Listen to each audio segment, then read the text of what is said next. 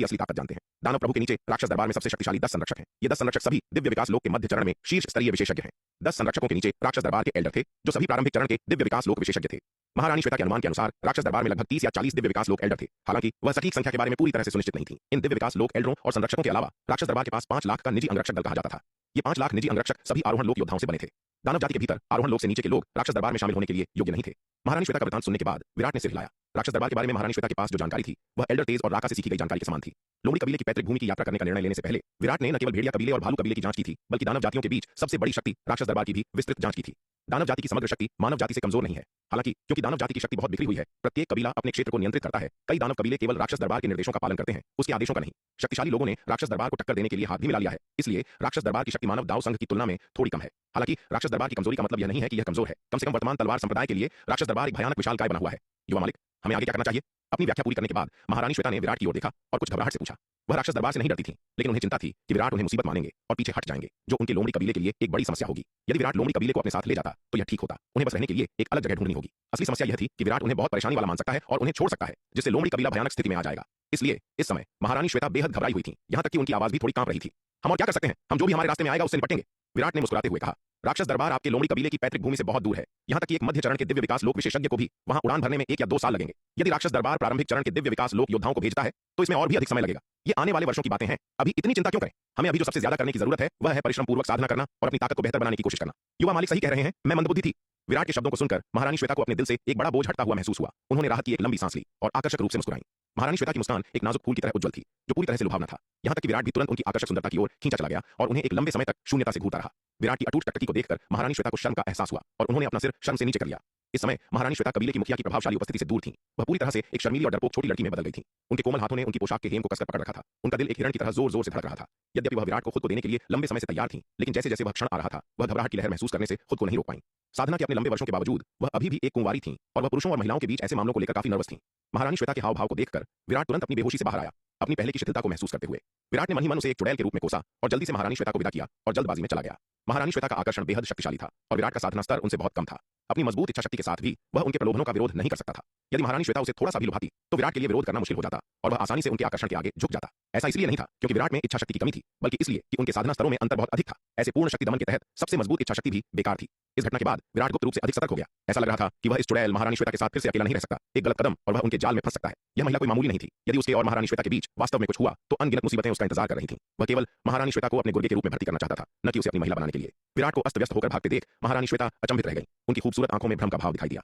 युवा मालिक को क्या हुआ? क्या उसे रसिक नहीं होना चाहिए था? कुछ गड़बड़ लग रही थी। उसने सोचा था कि विराट उस पर झपटेगा और उसे ले जाएगा। आखिरकार जिस तरह से उसने उसे ऐसी वासना से देखा, उससे स्पष्ट रूप से पता चला कि वह उसकी ओर आकर्षित था। वह खुद को उसे देने के लिए तैयार थी, लेकिन उसने यह उम्मीद नहीं की थी कि वह आखिरी मिनट में भाग जाएगा। विराट की प्रतिक्रिया पूरी तरह से अप्रत्याशित थी। महारानी श्वेता को छोड़ने के बाद विराट एक टेलीपोर्टेशन व्यूह के माध्यम से दक्षिणी महाद्वीप लौट आया और साधना के लिए एकांतवास में चला गया।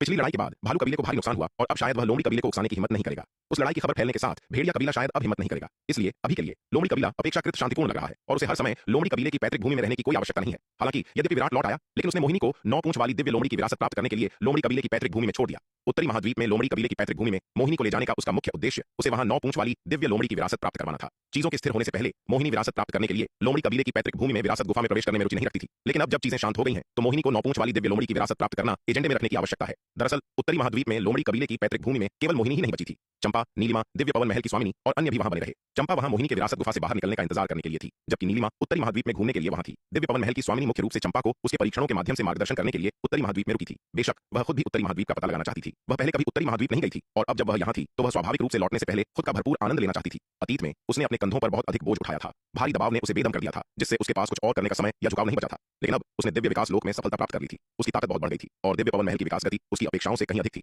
वर्तमान में दिव्य पवन महल में 15 दिव्य विकास लोक विशेषज्ञ, 700 अर्धचरण दिव्य विकास लोक योद्धा और 10,000 से अधिक शिखर आरोहण लोक योद्धा हैं। अकेले ताकत के मामले में दिव्य पवन महल पहले से ही 3 प्राचीन कुलीन परिवारों जैसी महाशक्तियों के बराबर था, जो एक वास्तविक विशालकाय में विकसित हो गया था।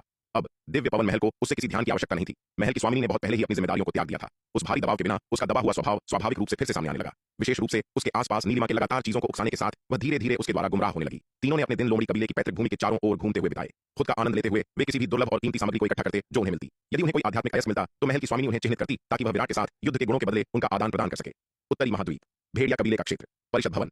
यह अपमानजनक है, अपमानजनक। उस छोटी कुतिया महारानी रेणुका ने वास्तव में उस प्राचीन हरित छत्र को चुरा लिया जिसे हमारे भेड़िया कबीले ने लाखों वर्षों से मेहनत से उगाया है। एक ग्रे वस्त्र पहने एल्डर गुस्से में दहाड़ा। कबीले के मुखिया, महान एल्डर, क्या आप बस खड़े होकर यह सब होते हुए देखेंगे और कुछ नहीं करेंगे? इस ग्रे वस्त्र पहने एल्डर का नाम एल्डर तेजी था, जो भेड़िया कबीले का छठा एल्डर था। आज प्राचीन हरित छत्र की रक्षा करने की बारी उसकी थी, लेकिन महारानी रेणुका ने इसे उसकी नाक के नीचे से चुरा लिया था। सबसे महत्वपूर्ण बात यह है कि महारानी रेणुका ने उसे देखे बिना ही उसके पास पहुंच गई थी। उसे केवल तब एहसास हुआ कि किसी ने उनके भेड़िया कबीले के निषिद्ध क्षेत्र में घुसपैठ की है, जब छत्र गायब हो गया। उसी क्षण उसने तुरंत निषिद्ध क्षेत्र के गठन को सक्रिय किया। अंततः महारानी रेणुका को प्रकट किया, जिन्होंने चुपके से प्रवेश करने के लिए एक गोपन ताबीज का उपयोग किया था। महारानी रेणुका को प्राचीन हरित छत्र चुराते हुए देखकर, जिसे उनके भेड़िया कबीले ने 1 लाख साल तक मेहनत से उगाया था, उसकी नाक के नीचे से एल्डर तेजी स्वाभाविक रूप से क्रोधित हो गया और तुरंत महारानी रेणुका पर पूर्ण पैमाने पर हमला कर दिया। दुर्भाग्य से एल्डर तेजी की ताकत महारानी रेणुका के मुकाबले नहीं थी और वह जल्दी ही हार गया। अपनी हार को देखकर एल्डर तेजी ने तुरंत भेड़िया कबीले के मुखिया सरदार भैरव और महान एल्डर ज्वाला से मदद मांगी। हालांकि जब सरदार भैरव और एल्डर ज्वाला आए तो उन्होंने महारानी रेणुका पर हमला नहीं किया, बल्कि उसे भागते हुए लाचारी से देखते रहे। एल्डर तेजी इस दृश्य को देखकर अत्यधिक क्रोध और विस्मय से भर गया, जिसके कारण परिषद भवन में भेड़िया कबीले के मुखिया सरदार भैरव और महान एल्डर ज्वाला के प्रति उसका गुस्सा फूट पड़ा। एल्डर तेजी, तुम किस बारे में चिल्ला रहे हो? क्या तुम्हें लगता है कि हम उस महिला महारानी रेणुका से निपटना नहीं चाहते हैं? लेकिन वह महिला दिव्य पवन महल की स्वामिनी है। उसके पीछे दिव्य पवन महल में पूरे 15 दिव्य विकास लोक विशेषज्ञ हैं। इसके अलावा वह तलवार संप्रदाय पर निर्भर है और विराट उसका समर्थन कर रहा है। और तुम जानते हो कि विराट की सेना कितनी शक्तिशाली है। अगर हम वास्तव में उन्हें नाराज करते हैं तो क्या तुमने नहीं देखा कि थोड़ी देर पहले भालू कबीले के साथ क्या हुआ था? भेड़िया कबीले के एल्डर ज्वाला ने उपहास किया। भालू कबीले का अंत ऐसा इसलिए हुआ क्योंकि वे तलवार संप्रदाय के जाल में फंस गए थे। यदि यह सीधा मुकाबला होता तो भालू कबीला तलवार संप्रदाय से हारता नहीं। एल्डर तेजी ने गुस्से में कहा, तुम बहुत भोले हो, तलवार संप्रदाय की शक्ति तुम्हारी कल्पना से कहीं अधिक है। भेड़िया कबीले के मुखिया सरदार भैरव ने कहा, उसकी ओर देखते हुए। राका ने एक बार हमें चेतावनी दी थी कि तलवार संप्रदाय को न उकसाएं, अन्यथा वे हमारे खिलाफ हो सकते हैं। इसके अलावा राका ने कहा कि अगर हमारे भेड़िया कबीले ने तलवार संप्रदाय के साथ संघर्ष करने की हिम्मत की तो यह आत्महत्या होगी। वह कायर राका, उस छोकरे के सामने आत्मसमर्पण करना एक बात है, लेकिन हमारे भेड़िया कबीले के साथ ऐसा व्यवहार करने की हिम्मत करना वह एक कलंक है जिसने अपने पूर्वजों को भुला दिया है। आप उसकी बातों पर कैसे विश्वास कर सकते हैं? एल्डर तेजी ने गुस्से में कहा, मेरी राय में हमारे भेड़िया कबीले को अपनी कतारें को साफ करना चाहिए और उस कलंक राका को खत्म करना चाहिए, ताकि वह हमारे कबीले पर शर्म न लाए। हम अपनी कतारें को साफ करें, तुम जाओ और करो। सरदार भैरव ने ठंडे स्वर में सूंघा। राका की वर्तमान ताकत के साथ वह मुझसे बहुत कमजोर नहीं है। हमारे भेड़िया कबीले में कौन उसे मार सकता है? भेड़िया कबीले का क्षेत्र लोमड़ी कबीले की पैतृक भूमि से ज्यादा दूर नहीं था। भेड़िया कबीले की पैतृक भूमि और लोमड़ी कबीले की पैतृक भूमि केवल 12 खरब मील की दूरी पर है। जब लोमड़ी कबीले की पैतृक भूमि में लड़ाई छिड़ी तो हंगामा बहुत बड़ा था। एक शक्तिशाली मध्य चरण के दिव्य विकास लोक विशेषज्ञ के रूप में सरदार भैरव ने स्वाभाविक रूप से अविश्वसनीय रूप से तीव्र युद्ध के उतार चढ़ाव को महसूस किया। उसने तुरंत एक दिव्य चेतना क्लोन बनाया, स्थिति का निरीक्षण करने के लिए लोमड़ी कबीले की पैतृक भूमि के आसपास की ओर अंतरिक्ष को चीर दिया। उस लड़ाई के परिणाम को देखने के बाद सरदार भैरव पूरी तरह से हैरान रह गया। उस लड़ाई में उसने व्यक्तिगत रूप से राका की ताकत देखी थी। राका की ताकत कुछ साल पहले की तुलना में दोगुनी से अधिक हो गई थी। मूल रूप से भेड़िया कबीले के 3 सबसे मजबूत सदस्यों में राका सबसे कमजोर था, उसे और महान एल्डर ज्वाला से काफी कमजोर। लेकिन अब राका की ताकत स्पष्ट रूप से महान एल्डर ज्वाला से आगे निकल गई थी और उसके बहुत करीब थी। इस दृश्य ने सरदार भैरव को गहरा झटका दिया। कुछ ही वर्षों में राका की ताकत में इतना नाटकीय सुधार हुआ था, यह वास्तव में अविश्वसनीय था। उसे यह कल्पना करना मुश्किल लगा कि पिछले कुछ वर्षों में राका का किस तरह का असाधारण सामना हुआ था, जिसने उसकी साधना की गति को इतना आश्चर्यजनक बना दिया था। उस महान लड़ाई के कुछ समय बाद राका ने संदेश भेजा कि भेड़िया कबीले को लोमड़ी कबीले के साथ कोई और रंजिश नहीं रखनी चाहिए, न ही तलवार संप्रदाय को उकसाना चाहिए, अन्यथा उन्हें परिणामों का सामना करना पड़ेगा। अपने कबीले के विचार से राका ने उन्हें तलवार संप्रदाय की भयानक ताकत का एक सामान्य विचार दिया था। यह राका से ही था कि सरदार भैरव को समझ आया कि तलवार संप्रदाय वास्तव में कितना शक्तिशाली था। भालू कबीले का भाग्य एक चेतावनी भरी कहानी थी और सरदार भैरव नहीं चाहता था कि उसका कबीला उनके नक्शे दम पर चले। जबकि 10 लाख साल पुराना प्राचीन हरित छत्र कीमती था, यह तलवार संप्रदाय को नाराज करने के परिणामों की तुलना में नगण्य था। सरदार भैरव समझ गया कि तलवार संप्रदाय को नाराज करना प्राचीन हरित छत्र से कहीं अधिक महत्वपूर्ण था। इसलिए यह जानते हुए भी कि महारानी रेणुका ने प्राचीन हरित छत्र चुरा लिया है, सरदार भैरव केवल उसे भागते हुए देख सकता था, उस पर हमला करने की हिम्मत किए बिना। मौसी रेणुका, ये कैसे हुआ? क्या आपको यह मिल गया? नीलिमा पूछने के लिए दौड़ी। जैसे ही दिव्य पवन महल की स्वामिनी जल्दी से पास आई, उसने दिव्य पवन महल की स्वामिनी को मौसी रेणुका कहकर संबोधित किया, ठीक वैसे ही जैसे विराट करता था। यह नीलिमा ही थी जिसने दिव्य पवन महल की स्वामिनी को भेड़िया कबीले के निषिद्ध क्षेत्र से प्राचीन हरित छत्र चोरी करने के लिए उकसाया था। नीलिमा में खजानों के प्रति एक जन्मजात संवेदनशीलता थी। गुप्त क्षेत्रों की खोज करते समय विराट आमतौर पर इसे रास्ता दिखाने के लिए आगे रखता था, खजानों की जांच करता था। शार्दूल के साथ यह व्यावहारिक रूप से पहाड़ों को पार कर सकता था। जिन दिव्य पवन महल के शिष्यों ने नवधारा महाद्वीप में सूर्य संप्रदाय के खंडहरों में विराट के साथ प्रशिक्षण लिया था, वे इसे अच्छी तरह समझते थे। वे तीनों लोमड़ी कबीले की पैतृक भूमि के आसपास घूम रहे थे और प्रशिक्षण ले रहे थे। इससे पहले कि वे इसे जानते, वे भेड़िया कबीले के क्षेत्र में पहुंच गए थे। भेड़िया कबीले के वर्जित क्षेत्र के पास पहुंचे नीलिमा को तुरंत आभास हो गया कि वहां कोई कीमती खजाना छिपा है। उसने तुरंत दिव्य पवन महल की स्वामिनी महारानी रेणुका से आग्रह किया कि वे अंदर जाकर देखें। नीलिमा के बार-बार कहने पर महारानी रेणुका ने बिना किसी हिचकिचाहट के हामी भर दी। उन्होंने तुरंत एक गोपन ताबीज और एक छलावरण ताबीज का उपयोग किया और चुपचाप भेड़िया कबीले के क्षेत्र में घुसपैठ कर गईं। क्योंकि उनकी आभा पूरी तरह से छिपी हुई थी और छलावरण ताबीज ने उनके शरीर को अदृश्य कर दिया था, वे भेड़िया कबीले के कड़े पहरे वाले वर्जित क्षेत्र में बिना किसी रोक टोक के घूम रही थीं। मिल गया? यह तो एक निम्न श्रेणी की जन्मजात आध्यात्मिक जड़ी है, प्राचीन हरित छत्र, और यह काफी पुराना लग रहा है। महारानी रेणुका ने अपना हाथ आगे बढ़ाया, जिसमें एक शक्तिशाली आभा बिखेरती हुई आध्यात्मिक जड़ी थी, और कुछ गर्व के साथ कहा, भेड़िया कबीले का खजाना चुराते समय उन्हें जरा भी अपराध बोध महसूस नहीं हुआ। लोमड़ी कबीले की पैतृक भूमि पर पहुंचने के बाद उनकी और महारानी श्वेता की धीरे-धीरे अच्छी जान पहचान हो गई थी। विराट की वजह से महारानी श्वेता महारानी रेणुका का बहुत सम्मान करती थीं और अपनी उच्च साधना के बावजूद उन्होंने कभी रेणुका का अपमान नहीं किया। इसलिए दोनों जल्द ही करीबी दोस्त बन गई थीं। महारानी श्वेता से रेणुका को पता चला कि भेड़िया कबीला कतई परोपकारी नहीं था और उसने अतीत में लोमड़ी कबीले के खिलाफ कई जघन्य अपराध किए थे। इसलिए महारानी रेणुका के मन में पूरे भेड़िया कबीले के प्रति कोई भी सद्भावना नहीं थी। यही कारण था कि वे नीलिमा के कहने पर इतनी आसानी से भेड़िया कबीले के वर्जित क्षेत्र में खजाना चुराने के लिए तैयार हो गई थीं। अपनी गुरु मां के चेहरे पर यह विजयी मुस्कान देखकर चंपा को थोड़ी चिंता होने लगी। ऐसा लग रहा था जैसे उसकी गुरु मां नीलिमा की संगत में बिगड़ रही थीं। यद्यपि उसकी गुरु मां हमेशा उसके प्रति दयालु रही थीं, लेकिन वे हमेशा एक बहुत ही गंभीर व्यक्ति थीं। लेकिन हाल ही में उनके कार्य और व्यवहार में थोड़ा चंचलता आ गई थी। प्राचीन हरित छत्र क्या खजाना है? महारानी रेणुका की बातें सुनकर नीलिमा की आंखें चमक उठीं। प्राचीन हरित छत्र जानवरों और दानवों के लिए एक अत्यधिक पौष्टिक पदार्थ था, जो न केवल उनकी साधना को बहुत बढ़ाता था, बल्कि उनके रक्तवंश के स्तर को भी ऊपर उठाता था। बेशक इंसानों के लिए भी यह औषधि निर्माण की एक अच्छी सामग्री थी, लेकिन दानवों पर इसका प्रभाव कहीं अधिक होता था। इसके अलावा महारानी रेणुका के हाथ में मौजूद प्राचीन हरित छत्र कम से कम 10 लाख साल पुराना लग रहा था। यदि वह इस छत्र का सेवन कर ले तो संभवतः उसका रक्तवंश एक बार फिर से विकसित हो सकता था। मौसी रेणुका, क्यों ना आप यह प्राचीन हरित छत्र मुझे दे दें? मैं इसके बदले आपको 3 लाख किलो नागदंत चावल तीसरा संस्करण दूंगी, नीलिमा ने महारानी रेणुका से कहा। नीलिमा की बात सुनकर महारानी रेणुका उसे देखे बिना न रह सकी। यह नन्ही नीली चिड़िया जिसे विराट ने पाला था सचमुच एक छोटी अमीर मालकिन थी। उसने बड़ी आसानी से 3 लाख किलो तीसरे संस्करण के नागदंत चावल की पेशकश कर दी। याद रहे, यह पहले संस्करण का नहीं बल्कि तीसरे संस्करण का नागदंत चावल था। तीसरे संस्करण की प्रभावकारिता पहले संस्करण से सैकड़ों गुना अधिक थी और इसकी कीमत भी सैकड़ों गुना ज्यादा थी। 3 लाख किलो तीसरे संस्करण का नागदंत चावल पहले संस्करण के 3 करोड़ किलो चावल के बराबर था। यदि तलवार संप्रदाय की बाहरी बिक्री कीमत के हिसाब से गणना की जाए तो यह पूरे 3 अरब 9वीं श्रेणी के आध्यात्मिक पत्थरों के बराबर था। शक्ति सिंधु महाद्वीप में एक गरीब शुरुआती दिव्य विकास लोक के योद्धा की पूरी संपत्ति भी शायद इतनी ही होती होगी। ठीक है, नीलिमा की बात सुनकर महारानी रेणुका ने मना नहीं किया और तुरंत उसकी विनती स्वीकार कर ली। इंसानों पर प्राचीन हरित छत्रक का प्रभाव दानवों की तुलना में बहुत कम होता है। भले ही वह इसे रख भी लेती तो अंततः वे इसे तलवार संप्रदाय में ले जाकर खजाना विभाग में युद्ध गुणों के बदले जमा कर देती। क्योंकि उन्हें इसे किसी न किसी के साथ बदलना ही था तो इसे कोई फर्क नहीं पड़ता था कि वे इसे किसे बेचती हैं। इसके अलावा प्राचीन हरित छत्र को खोजने में नीलिमा की भी बड़ी भूमिका थी। नीलिमा के बिना शायद उन्हें अपने दम पर इसके अस्तित्व का पता भी नहीं चलता। धन्यवाद मौसी रेणुका। महारानी रेणुका को सहमत होते देख नीलिमा बहुत खुश हुई। उसने तुरंत एक स्थानिक अंगूठी निकाली जिसमें 3 लाख किलो तीसरे संस्करण के नागदंत चावल थे और उसे महारानी रेणुका को सौंप दिया। आजकल विशाल कछुआ अपना लगभग सारा समय अनंतपुरम मीनार के दूसरे स्तर में नागदंत चावल की खेती में बिताता है। हर फसल के साथ मीनार के दूसरे स्तर में जमा हुए तीसरे संस्करण के नागदंत चावल अब पहाड़ की तरह ढेर हो गए थे। हर बार जब नीलिमा मीनार के दूसरे स्तर में जाती तो वह चुपके से चावल का एक हिस्सा चुरा लेती। जब तक वह एक बार में बहुत ज्यादा नहीं लेती, सुस्त दिमाग वाला कछुआ कुछ नहीं भांप पाता था।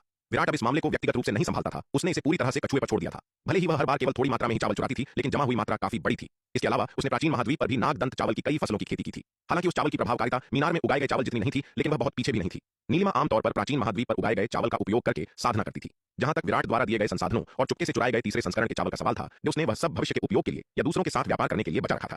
तलवार संप्रदाय में तीसरे संस्करण का नागदंत चावल एक अत्यंत मांग वाली वस्तु है। यहां तक कि दिव्य विकास लोक के विशेषज्ञ भी अपनी दैनिक साधना के लिए इसकी इच्छा रखते हैं। हालांकि 3 लाख किलो चावल एक बड़ी मात्रा है, लेकिन नीलिमा के जमा किए गए भंडार की तुलना में यह समुद्र में एक बूंद के समान है। औपचारिकता की कोई आवश्यकता नहीं है। महारानी रेणुका ने स्थानिक अंगूठी स्वीकार की, प्राचीन हरित छत्रक नीलिमा को सौंपा और हल्का सा मुस्कुरा दी। यह सौदा दोनों के लिए फायदेमंद था। 3 लाख किलो तीसरे संस्करण के नागदंत चावल इतने विशाल संसाधन उनके लिए दिव्य विकास लोक के मध्य चरण में प्रवेश करने के लिए काफी थे और उससे आगे की साधना के लिए भी पर्याप्त थे। कुल मिलाकर इस सौदे से उन्हें भारी मुनाफा हुआ था। शुरुआत में नीलिमा से इतना चावल लेते हुए उन्हें थोड़ा संकोच हुआ, लेकिन फिर उन्होंने सोचा क्योंकि नीलिमा विराट के साथ रहती है और उसके पास संसाधनों की कोई कमी नहीं है, वह सचमुच एक अमीर जाति है, तो थोड़ा अतिरिक्त लाभ कमाने में कोई हर्ज नहीं। यह सोचकर उन्होंने बिना किसी मलाल के चावल स्वीकार कर लिए। आज इतना बड़ा लाभ पाकर समूह खुशी खुशी लोमड़ी कबीले की पैतृक भूमि पर लौट आया। आखिरकार महारानी रेणुका द्वारा भेड़िया कबीले का प्राचीन हरित छत्रक लेने से वहां के 2 मध्य स्तरीय दिव्य विकास लोक के विशेषज्ञ सतर्क हो गए थे। अगर वे अभी नहीं निकलते तो डर था कि वे विशेषज्ञ उनका पीछा कर लेंगे। हालांकि उनके पास पलायन ताबीज थे, इसलिए अगर वे विशेषज्ञ आ भी जाते तो उन्हें डरने की जरूरत नहीं थी। वे बस ताबीज का उपयोग करके भाग सकते थे। लेकिन तलवार संप्रदाय में पलायन ताबीज सस्ते नहीं थे और अगर वे खत्म हो गए तो उन्हें विराट के साथ अपने युद्ध गुणों का आदान प्रदान करना पड़ता। भले ही चंपा को संसाधनों की चिंता नहीं थी, लेकिन महारानी रेणुका अपने युद्ध गुणों को खोने के बारे में चिंतित थी। लोमड़ी कबीले की पैतृक भूमि पर लौटने के बाद नीलिमा तुरंत दक्षिणी महाद्वीप के लिए टेलीपोर्ट हो गई। विराट के निवास पर पहुंचकर उसने तुरंत अनंतपुरम मीनार के दूसरे स्तर में प्रवेश किया, नए प्राप्त प्राचीन हरित छत्रक को एक ही बार में निगल लिया और अपनी एकांत साधना शुरू कर दी। यह प्राचीन हरित छत्रक 10 लाख साल पुरानी निम्न श्रेणी की जन्मजात आध्यात्मिक जड़ी थी, जिसमें अपार ऊर्जा थी। इसे अनंतपुरम मीनार के दूसरे स्तर के भीतर परिष्कृत करना अधिक सुरक्षित था। यहाँ परिष्कृत करने का मतलब था कि अगर कोई समस्या उत्पन्न होती तो विराट उसे हल करने के लिए मीनार की शक्तियों का उपयोग कर सकता था। बाहर परिष्कृत करने से अगर कुछ गलत हुआ तो वह असहाय रह जाएगा। जैसे ही उसने 10 लाख साल पुराने छत्रक को निगला, नीलिमा के शरीर से एक शक्तिशाली आभा फूट पड़ी। उसी क्षण नन्ही नीली चिड़िया तुरंत एक विशाल नीले पक्षी में बदल गई। नीलिमा द्वारा मचाई गई हलचल ने तुरंत विराट को सतर्क कर दिया, जो दूसरी तरफ एक पुतला बना रहा था। विराट ने आकाश में नीलिमा की ओर देखा, जिसका शरीर लगातार शक्तिशाली आभा उत्सर्जित कर रहा था। वह सोचने पर मजबूर हो गया, इस मूर्ख चिड़िया को आज क्या हो गया है? क्या इसका दिमाग खराब हो गया है? उसने कुछ देर तक नीलिमा को घूरा और यह देखकर कि शक्तिशाली आभा के अलावा कोई और असामान्यता नहीं थी, विराट ने ध्यान देना बंद कर दिया और अपने पुतले को परिष्कृत करना जारी रखा। दिव्य विकास लोक के स्तर का पुतला बनाना कोई आसान काम नहीं था, खासकर एक विशाल पुतला ताबीज बनाना जो एक दिव्य विकास लोक के पुतले को नियंत्रित करने के लिए पर्याप्त शक्तिशाली हो। इसके लिए बहुत अधिक प्रयास और ऊर्जा की आवश्यकता थी। अंततः कठिनाई उसके अपने निम्न साधना स्तर से उपजी थी। यदि उसकी साधना उच्च होती तो निर्माण करना बहुत आसान होता। हालांकि विराट केवल कुछ पुतले बनाने के लिए अपनी साधना को जानबूझकर तेज नहीं करेगा। ऐसा करना घोड़े के आगे गाड़ी लगाने जैसा होगा। वह जो चाहता था वह मार्शल आर्ट्स का शिखर था, क्षणिक सुख नहीं। उत्तरी महाद्वीप, राक्षस दरबार। लोमड़ी कबीले की पैतृक भूमि से लौटने के बाद पंचम संरक्षक गरुड़ के दिव्य चेतना अवतार ने लोमड़ी कबीले से निपटने पर चर्चा करने के लिए तुरंत एक परिषद की बैठक बुलाई। यह सुनकर कि लोमड़ी कबीले ने भालू कबीले पर घात लगाने के लिए मानव जाति के साथ मिलीभगत की थी, जिसके परिणाम स्वरूप भालू कबीले ने 9 दिव्य विकास लोक के विशेषज्ञों को खो दिया था। पूरा राक्षस दरबार क्रोधित हो गया और सर्वसम्मति से लोमड़ी कबीले को दंडित करने पर सहमत हो गया। विचार विमर्श के बाद अंततः यह निर्णय लिया गया कि गरुड़ 4 अन्य संरक्षकों और 10 दिव्य विकास लोक के एल्डर्स की एक टीम का नेतृत्व करके लोमड़ी कबीले की पैतृक भूमि पर हमला करेगा। यह अभियान राक्षस दरबार द्वारा उठाया गया एक बड़ा कदम था। 10 संरक्षकों में से 5 और 10 एल्डर्स को भेजा गया था। हालांकि राक्षस दरबार ने केवल अपनी उच्च स्तरीय लड़ाकू ताकतों को तैनात किया, अपनी शाही सेना को नहीं। आखिरकार राक्षस दरबार लोमड़ी कबीले की भूमि से बहुत दूर था। यहाँ तक कि आरोहण लोक के एक शुरुआती विशेषज्ञ को भी वहां उड़कर पहुंचने में कई साल लग जाते। यदि शाही सेना को तैनात किया जाता तो यह अनिश्चित था कि उन्हें वहां पहुंचने में कितना समय लगेगा। इसके अलावा भले ही भालू कबीले ने 9 विशेषज्ञों को खो दिया था, फिर भी उनके पास काफी ताकत बची थी। राक्षस दरबार द्वारा इतने सारे विशेषज्ञों को तैनात करने और भालू कबीले के साथ हाथ मिलाने के साथ उन्हें भरोसा था कि वे एक मामूली लोमड़ी कबीले को संभाल सकते हैं। राक्षस दरबार लौटने के बाद गरुड़ ने विभिन्न चैनलों के माध्यम से खुफिया जानकारी भी जुटाई और पता चला कि लोमड़ी कबीले की मदद करने वाली मानव शक्ति तलवार संप्रदाय थी, न कि मानव दांव संघ।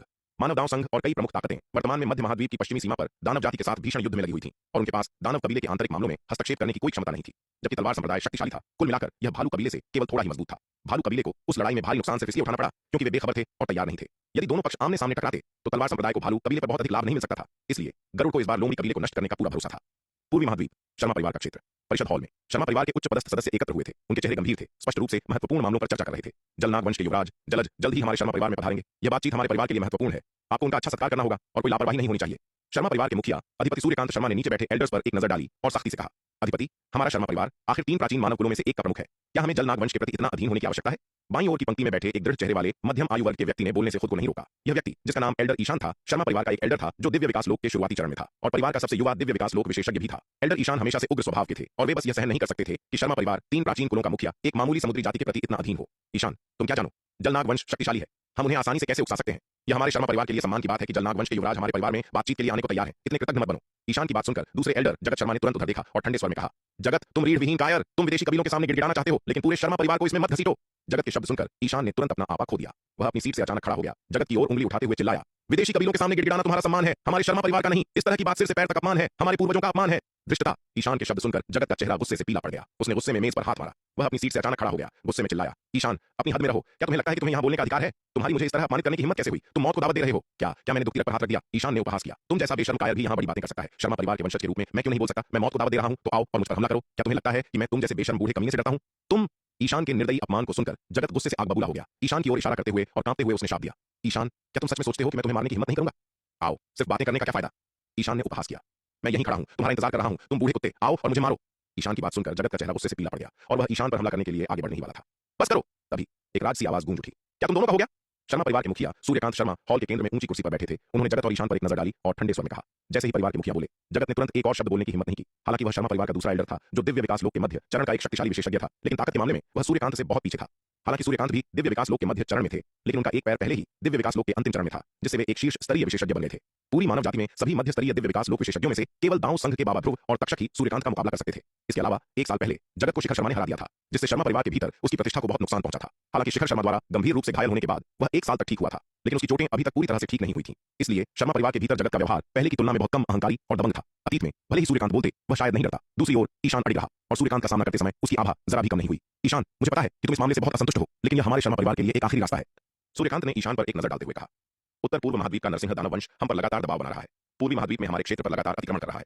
अपनी वर्तमान ताकत के साथ हम नरसिंह दानव वंश और पूर्वी सागर के जलनाग वंश दोनों से एक ही समय में नहीं निपट सकते। एकमात्र तरीका यह है कि पहले एक पक्ष के साथ अच्छे संबंध स्थापित किए जाएं, तभी हमारा शर्मा परिवार नरसिंह दानव वंश के आक्रमण का विरोध करने के लिए अपनी ताकतों को केंद्रित कर सकता है। अन्यथा यदि हम एक साथ 2 मोर्चों पर लड़ते हैं तो यह केवल पूर्वी महाद्वीप के उत्तरी भाग में एक बड़े क्षेत्र को खोने का मामला नहीं होगा, बल्कि यह सवाल होगा कि क्या हमारा शर्मा परिवार नष्ट हो जाएगा। वह ईशान को समझाने में अधिक समय देने को तैयार थे, क्योंकि ईशान शर्मा परिवार का सबसे युवा दिव्य विकास लोक विशेषज्ञ था, जिसमें असीमित क्षमता थी। इसके अलावा हालांकि ईशान थोड़ा जिद्दी था, वह वास्तव में निस्वार्थ था और दूसरे एल्डर जगत की तरह कुटिल रणनीति में शामिल नहीं होता था, जो अपने फायदे के लिए योजनाएं बनाता था। सूर्यकांत की बातें सुनकर ईशान चुप हो गया। सूर्यकांत की बातें वास्तव में सच थीं। शर्मा परिवार एक अभूतपूर्व दुविधा का सामना कर रहा था। उत्तर पूर्व महाद्वीप में स्थित नरसिंह दानव वंश शक्ति सिंधु महाद्वीप के 5 प्रमुख दानव कुलों का नेता था, जो शक्ति में केवल राक्षस दरबार के बाद दूसरे स्थान पर था। शक्ति सिंधु महाद्वीप पर दानवों के बीच नरसिंह दानव वंश का दर्जा वैसा ही था जैसा मनुष्यों के बीच शर्मा परिवार का था। वास्तव में पूर्ण शक्ति के मामले में शर्मा परिवार नरसिंह दानव वंश से नहीं डरता था। हालांकि नरसिंह दानव वंश का सामना करने के अलावा शर्मा परिवार को पूर्वी सागर के जल नाग वंश से भी खतरे का सामना करना पड़ रहा था। पूर्वी सागर का जल नाग वंश नरसिंह दानव वंश से भी अधिक शक्तिशाली था। शर्मा परिवार की ताकत के साथ वे बस एक साथ 2 मोर्चों पर नहीं लड़ सकते थे।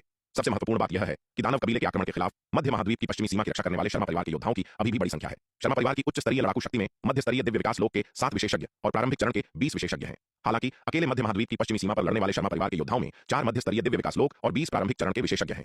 यह कहा जा सकता है कि शर्मा परिवार की वर्तमान ताकत का आधा हिस्सा मध्य महाद्वीप की पश्चिमी सीमा की अग्रिम पंक्तियों पर तैनात है। सच कहूं तो शर्मा परिवार में बची हुई ताकत के साथ अकेले नरसिंह दानव वंश से निपटना पहले से ही बेहद मुश्किल है। एक ही समय में 2 शक्तिशाली दुश्मनों नरसिंह दानव वंश और जल नाग वंश के खतरे का सामना करना तो दूर की बात है। यह ईशान की दूरदर्शिता थी। कृपया मुझे क्षमा करें अधिपति। लंबी चुप्पी के बाद ईशान ने आखिरकार सूर्यकांत के सामने सिर झुकाया और माफी मांगी। हम अच्छा है कि तुम समझ गए। यह देखकर सूर्यकांत ने कुछ राहत के साथ सिर हिलाया। इसके बाद परिषद की बैठक जारी रही। जगत ने ईशान की ओर देखा। उसकी आंखों में एक भयंकर चमक थी। इतने सारे लोगों के सामने ईशान द्वारा किया गया अपमान शर्मा परिवार के प्रतिष्ठित दूसरे एल्डर के लिए चेहरे का एक बड़ा नुकसान था। इसके अलावा ईशान को सूर्यकांत द्वारा अत्यधिक माना जाता था और अपनी कम उम्र को देखते हुए शर्मा परिवार का अगला मुखिया बनने का उसका प्रबल मौका था। यदि ईशान उस बिंदु तक बढ़ता और अंततः शर्मा परिवार के मुखिया के रूप में सफल होता तो ईशान के उग्र व्यक्तित्व को देखते हुए शर्मा परिवार में जगत के अच्छे दिन खत्म हो जाते। किसी भी दृष्टिकोण से उसे इस कमीने से छुटकारा पाने का कोई तरीका खोजना था। पूर्वी महाद्वीप पर नरसिंह दानव वंश का आक्रमण वर्तमान में तीव्र था, जिसने एक अच्छा अवसर प्रस्तुत किया।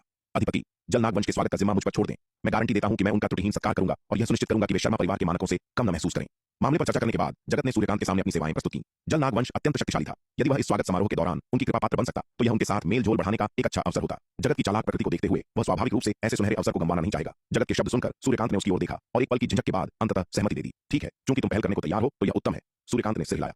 सच कहूं तो शर्मा परिवार के बहुत कम सदस्य जलनाग वंश के स्वागत को संभालने के इच्छुक थे। जलनाग वंश अहंकारी और दबंग था और बातचीत के लिए उनका आगमन अनिवार्य रूप से शर्मा परिवार का उनके सामने झुकना था। शर्मा परिवार के कई सिद्धांतवादी योद्धा इस तरह के अपमान को सहन नहीं कर सकते थे। मनुष्यों के बीच 3 प्राचीन कुलों के मुखिया के रूप में शर्मा परिवार में ज्यादातर अखंडता और रीढ़ वाले लोग थे, जबकि जगत जैसे लोग भी थे, लेकिन वे अल्पसंख्यक थे। शर्मा परिवार के दूसरे एल्डर के रूप में जगत जलनाग वंश के स्वागत को संभालने के लिए पूरी तरह से योग्य था। जगत की चतुर और गणनात्मक प्रकृति को देखते हुए उसे स्वागत का जिम्मा सौंपना वास्तव में सबसे उपयुक्त विकल्प था। ईशान जैसे उग्र स्वभाव वाले व्यक्ति को इस मामले का प्रभारी बनाना काफी अनुचित होगा, क्योंकि ईशान के स्वभाव को देखते हुए यह काफी सराहनीय होगा यदि वह सीधे जल नाग कबीले से नहीं भिड़ता। शर्मा परिवार की जागीर के भीतर एक हवेली में एक गगनभेदी गर्जना के साथ एक शक्तिशाली आभा फूट पड़ी। अरे, शिखा ने आरोहण लोक के शिखर को तोड़ दिया है। हवेली के एक आंगन में साधना कर रहे शशांक शर्मा फूटती हुई आभा की दिशा में देखने लगे। उनकी आंखों में खुशी की झलक थी। हा, मेरी बेटी सचमुच एक बेमिसाल प्रतिभा है। इतनी छोटी उम्र में ही उसने आरोहण लोक के शिखर को तोड़ दिया है। पास खड़ी सुमित्रा ने भी उस दिशा में देखा और खुशी से कहा, सब कहते हैं कि शिखा संभवतः शक्ति सिंधु महाद्वीप में सबसे कम उम्र की शिखर आरोहण लोक विशेषज्ञ है। यह जरूरी नहीं कि सच हो। मैंने सुना है कि दिव्य पवन महल की युवा स्वामिनी शिखा से बहुत छोटी है और 100 साल से भी कम समय से साधना कर रही है। वास्तव में वह शक्ति सिंधु महाद्वीप के इतिहास में सबसे तेज साधक है। शशांक ने उसकी ओर मुड़कर कहा, शशांक, क्या तुम जानबूझकर मुझसे बहस करने की कोशिश कर रहे हो? तुम्हें पता नहीं मिलता। शशांक की बातें सुनकर सुमित्रा का चेहरा सख्त हो गया। उसने शशांक को घूरा और गुस्से से कहा, हमारी बेटी इतनी होनहार है, तुम्हें और किस बात से असंतोष हो सकता है? क्या तुम दूसरे लोगों के बच्चों से इतना जलते हो? नहीं, भाग्यवान, तुम वास्तव में गलत समझ रही हो। मेरी ऐसी सोच रखने की हिम्मत कैसे हो सकती है? सुमित्रा का गुस्सा देखकर शशांक ने जल्दी से सफाई दी। हालांकि काफी देर तक सुमित्रा को मनाने के बाद भी उसका गुस्सा शांत नहीं हुआ। भाग्यवान, आज शिखा की आरोहण लोक के शिखर पर पहुंचने की खुशी का दिन है, एक शुभ अवसर, हमें खुश होना चाहिए। यह देखकर कि इतना मनाने के बाद भी सुमित्रा उसे छोड़ने को तैयार नहीं थी, शशांक केवल अपने आखिरी हथियार का सहारा ले सकता था, अपनी बेटी का नाम लेना। उसने कहा, चलो जल्दी चलें और शिखा के साथ जश्न मनाएं। शशांक जानता था कि उसकी पत्नी अपनी बेटी को सबसे ज्यादा प्यार करती है और जब तक वह अपनी बेटी का नाम लेगा वह निश्चित रूप से अपनी पत्नी के गुस्से को शांत कर पाएगा। यकीनन शशांक की बात सुनकर सुमित्रा तुरंत मुस्कुरा दी। हाँ, यह निश्चित रूप से जश्न मनाने लायक है। सुमित्रा ने उसने शशांक को नजर। उस दिन शशांक और सुमित्रा ने शिखा की सफलता का जश्न मनाने के लिए घर पर एक पारिवारिक भोज आयोजित किया। शेखर, तुम्हें अपनी बहन से सीखना चाहिए। तुम पहले उसके साथ कदम से कदम मिलाकर चल पाते थे, लेकिन अब खुद को देखो, तुम बहुत पीछे रह गए हो। भोज में सुमित्रा ने अपने बेटे शेखर शर्मा को डांटा। जी मां। शिखा शर्मा की बातें सुनकर शशांक शर्मा और उनके बेटे शेखर शर्मा के चेहरे के हाव भाव एकदम सख्त हो गए। शिखा, उस विराट ने कहीं पैसे।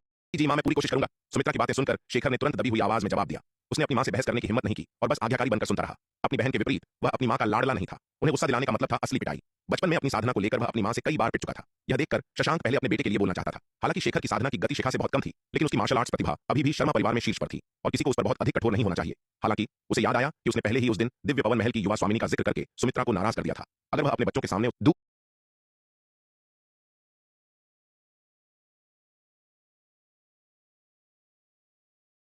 अवतार तैयार करना। जब से शिखा शर्मा शिखर को घर दिया था, अगर वह अपने बच्चों के सामने उसे नाराज करता तो उसे डर था कि वह और भी मुसीबत में पड़ जाएगा। यह सोचकर शशांक ने अपने शब्द निगल लिए। उसने अपने बेटे पर एक नजर डाली और चुपचाप उसके लिए अच्छी किस्मत की कामना की। उसके बेटे को हमेशा उसकी मां द्वारा डांटा जाता था और जब वह छोटा था तो और भी अधिक पिटता था। ऐसी बातें आम थी। अपने बेटे के लिए बोलकर खुद को जोखिम में डालना उचित नहीं था। ऐसों के लिए तुम्हें नुकसान पहुंचाने की कोशिश तो नहीं की? पास बैठी एक अधेड़ उम्र की महिला ने घबराहट में पूछा। यह महिला सुमित्रा थी।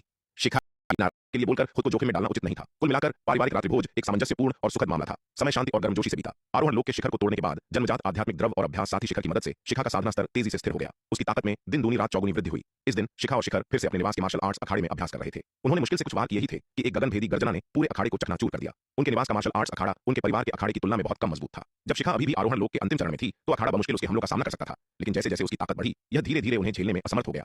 वीरू, क्यों न हम स्वर्ग के बाहर अभ्यास करें? शिखा ने बर्बाद हुए अखाड़े को देखते हुए लाचारी से कहा। कोई जरूरत नहीं, एक पल रुको, मैं तुम्हारे लिए और भी शक्तिशाली अखाड़ा बनाऊंगा। युवक ने मुस्कुराते हुए कहा। बोलते समय उसने अपना हाथ लहराया, अपने सच्चे सार को उजागर किया और पृथ्वी के महान दांव को संचालित किया। पृथ्वी के महान दांव की शक्ति के तहत खंडहर में तब्दील हो चुका मार्शल आर्ट्स अखाड़ा तेजी से फिर से बनने लगा। वीरू, पृथ्वी के महान दांव पर तुम्हारी पकड़ इतनी गहरी कब हो गई? यह देखकर शिखा आश्चर्य से पूछे बिना न रह सकी। उसने जो देखा उससे यह स्पष्ट था कि युवक की पृथ्वी के महान दांव की समझ असाधारण थी। युवक पूरे समय उसके साथ रहा था। उसने चुपचाप पृथ्वी के महान दांव को इतने गहरे स्तर तक कब साधा, उसे कोई अंदाजा नहीं था। शिखा की बातें सुनकर युवक बिना कुछ कहे बस मुस्कुरा दिया। पृथ्वी के महान दांव पर उसकी पकड़ कोई ऐसी चीज नहीं थी जिसे उसने खुद समझा था, बल्कि यह उसे मूल शरीर से विरासत में मिली थी जब उसने उसकी यादें प्राप्त की थी। विराट के निर्मल अवतार ने तलवार संप्रदाय की निर्माण कार्यशालाओं के साथ लगातार शहरों का निर्माण किया था।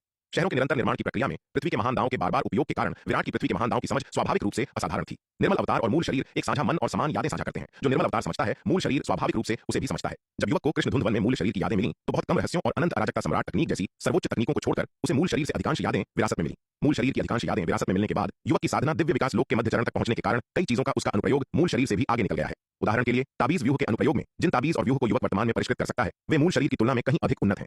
युवक द्वारा मरम्मत के लिए पृथ्वी दांव के हेरफेर के तहत पूरा मार्शल आर्ट्स अखाड़ा जल्दी ही अपनी मूल स्थिति में बहाल हो गया।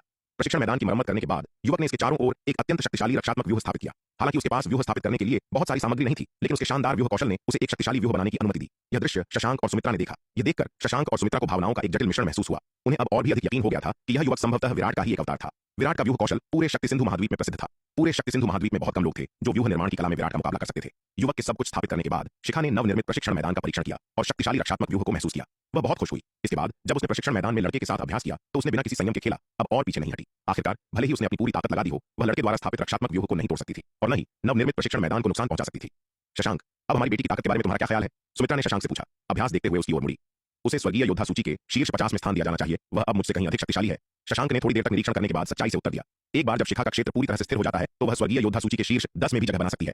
शिखा से बड़ी मात्रा में जन्मजात आध्यात्मिक द्रव्य प्राप्त करने के बाद शशांक की ताकत में भी काफी वृद्धि हुई थी। उसके अपने अनुमान के अनुसार उसकी वर्तमान ताकत स्वर्गीय योद्धा सूची के शीर्ष 100 में रैंक करने के लिए पर्याप्त थी, लेकिन उसकी बेटी की वर्तमान ताकत की तुलना में यह अभी भी बहुत पीछे थी। हमारी बेटी आखिरकार बड़ी हो गई है और अब हमें उसकी रक्षा करने की आवश्यकता नहीं है। शशांक की बातें सुनकर सुमित्रा ने खुशी से कहा, वास्तव में शिखा अब एक सच्ची महाशक्ति है। यह सुनकर शशांक ने आह भरी। उसने अपनी बेटी के बारे में सोचा, जो हमेशा अपनी मां की बाहों में लिपटी रहने वाली एक छोटी सी बच्ची हुआ करती थी, लेकिन पलक झपकते ही वह अपने पिता से कहीं अधिक शक्तिशाली योद्धा बन गई थी। अपनी बेटी की जबरदस्त उपलब्धियों को देखकर शशांक को गर्व और जटिल भावनाओं का मिश्रण महसूस हुआ। उसे शर्मा परिवार में एक प्रतिभाशाली मार्शल आर्ट्स कौतुक माना जाता था, लेकिन अपनी बेटी की तुलना में वह पूरी तरह से नगण्य था। वैसे शशांक, हमारी बेटी केवल आरोहण लोक के शिखर पर है, फिर भी वह स्वर्गीय योद्धा सूची के शीर्ष 50 के बराबर है। अगर वह भविष्य में अर्धचरण दिव्य विकास लोक को तोड़ती है, तो क्या वह एक सच्चे दिव्य विकास लोक विशेषज्ञ के खिलाफ लड़ने में सक्षम नहीं होगी? सुमित्रा ने कहा। उसकी आंखें चमक रही थीं। ठीक है, यह निश्चित रूप से संभव है। सुमित्रा की बातें सुनकर शशांक ने एक पल के लिए सोचा और अंत में सिर हिलाया।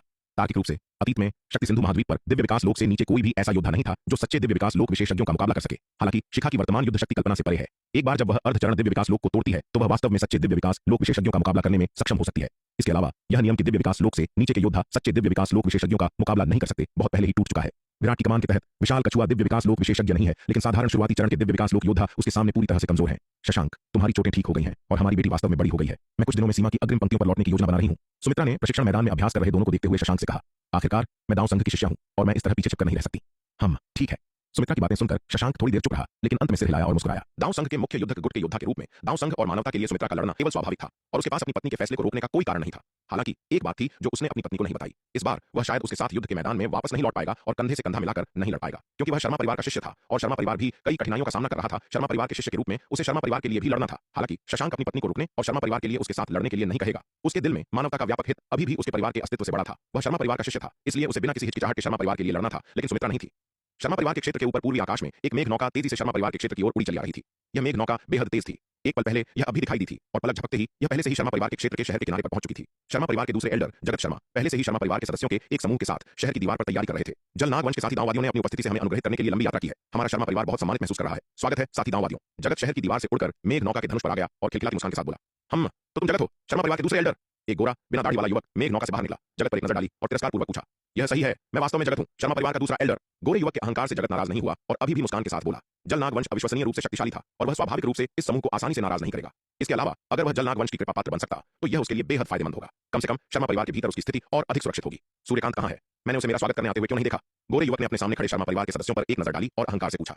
पीले चेहरे वाले युवक को अपने परिवार के मुखिया का नाम सीधे लेते हुए और इतनी अशिष्टता से बोलते हुए सुनकर स्वागत करने आए शर्मा परिवार के कई सदस्यों ने गुस्सा दिखाया। तुम्हें क्या लगता है तुम कौन हो जिसका स्वागत खुद परिवार का मुखिया व्यक्तिगत रूप से करे? स्वागत समूह में शर्मा परिवार का एक युवक गुस्से में चिल्लाने से खुद को नहीं रोक सका। हम इस युवराज का अपमान करने की हिम्मत, तुम मौत को दावत दे रहे हो। यह सुनकर पीले चेहरे वाले युवक के चेहरे के भाव ठंडे हो गए। उसने शर्मा परिवार के युवक की ओर देखा और अचानक वार किया, अपनी हथेली से उसे थप्पड़ मारा। एक गगनभेदी गर्जना के साथ पीले चेहरे वाले युवक की हथेली के प्रहार ने तुरंत शर्मा परिवार के युवक को खून के लोथरे में बदल दिया, जिससे उसकी मौके पर ही मौत हो गई। शर्मा परिवार का वह युवक केवल आरोहण लोक के शिखर का योद्धा था, जबकि पीले चेहरे वाला युवक युवराज जलज एक शक्तिशाली प्रारंभिक चरण का दिव्य विकास लोक विशेषज्ञ था। ताकत में इतना बड़ा अंतर होने का मतलब था कि शर्मा परिवार के युवक के पास पीले चेहरे वाले युवक के खिलाफ कोई मौका नहीं था।